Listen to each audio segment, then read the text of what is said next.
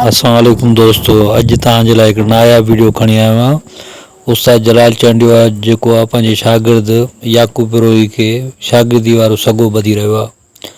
याकूब रोही ॾाढो ख़ुशि आहे, हुनखे ज़िंदगी में ही तमामु हिकिड़ो वॾो इनाम मिली रहियो आहे, छो जो जग मशहूरु फ़नकार उस्ताद जलाल चांडियो जेको मुल्का मुल्क मशहूरु आहे, हुनखे शागिर्दी वारो सॻो ॿधी रहियो आहे। उस्ताद जलाल चांडियो सॻे ॿधण दौरान हुन सां खिल ॿोग बि करे रहियो आहे ऐं नसीहतूं बि करे रहियो आहे। ऐं उस्ताद जलाल चांडियो चयो त तूं बाबा ॻाल्हि ॿुधो, हाणे हिकिड़ो तूं बिरोही आहीं, ॿियो पुलिस वारो आहीं, अलाह बसि ख़ैरु करे। छो जो शागिर्द अक्सर जेके आहिनि बिगड़ी वेंदा आहिनि, शागिर्द जॾहिं तयारु थींदा आहिनि त वरी बिगड़ी वेंदा आहिनि, पर शागिर्दनि खे घुरिजे त हमेशह उस्ताद जो अदब कनि। उस्ताद खे ॿियो कुझु न खपे, बसि उस्ताद खे अदब खपे। जेको उस्ताद जो अदब कंदो उहो अॻिते वधंदो। ऐं उस्ताद जलाल चांडियो चवंदो त बाबा ॻाल्हि ॿुध, हाणे तोखे ॿियूं बि कुझु ॻाल्हियूं नसीहतूं ॿुधाईंदुसि, पर पहिरियों ही सॻो ॿधी वठां। उस्ताद जलाल चांडियो हुन सां ॾाढो माना मोहबत सां हुनखे दिलि सां सॻो ॿधंदो आहे शागिर्दी वारो।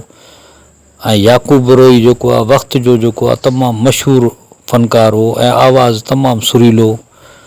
पोइ उस्ताद जलाल चांडियो चवंदो आहे त बाबा हाणे ॻाल्हि ॿुध, हाणे तोखे सॻो ॿधां थो, सॻे ॿधण खां पोइ जेको आहे तोखां कलाम बि ॿुधबो त तो मूंखां छा पिरायो आहे ऐं तुंहिंजी आवाज़ में केतिरो दर्द आहे, सोज़ आहे, इहो बि ॿुधबो। हीअ संगत सॼी वेठी आहे। उस्ताद जलाल चांडियो हुनखे सॻे ॿधण खां पोइ मुबारकबाद ॾींदो आहे। हू झुकी करे उस्ताद जो जेको अदब कंदो आहे ऐं सभु जेके महफ़िल में वेठा हूंदा आहिनि दोस्त यार, हुनखे सभिनी खे भाकुर पाईंदो आहे।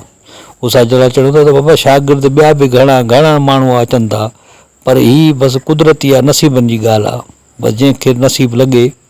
पोइ उस्ताद जलाल चांडियो चवंदो त बाबा हाणे तोखां राग ॿुधबो ऐं महफ़िल तयारु आहिनि, ही साज़ींदा ही सभु वेठा आहिनि, हाणे तुंहिंजो राग ॿुधबो त तोमें छा हाल आहे।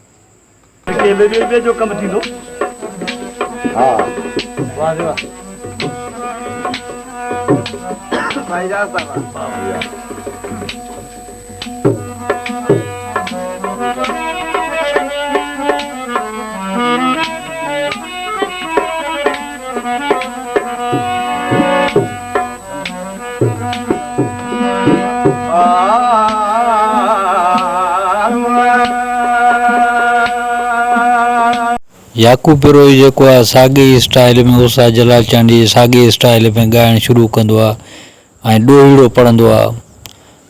उस्ताद जे जेका शागिर्दी जेका याकूब रोही खे मिली, त याकूब रोही जो आवाज़ बि ओड़ो ई साॻियो जेको उस्ताद जलाल चांडियो जो आवाज़ु, तमामु सुरीलो आवाज़ु। ऐं जेके ॿुधण वारा बि हैरत में आहिनि महफ़िल में, उस्ताद जलाल चांडियो पाण मौजूदु हूंदो आहे। इहा जेका हिकिड़ी तमामु ख़ुशनसीबी ऐं याकूब रोही लाइ हिकिड़ो वॾो एज़ाज़ु हो त उस्ताद जलाल चांडियो जेको आहे हुनजो राग ॿुधण लाइ पाण मौजूदु हो।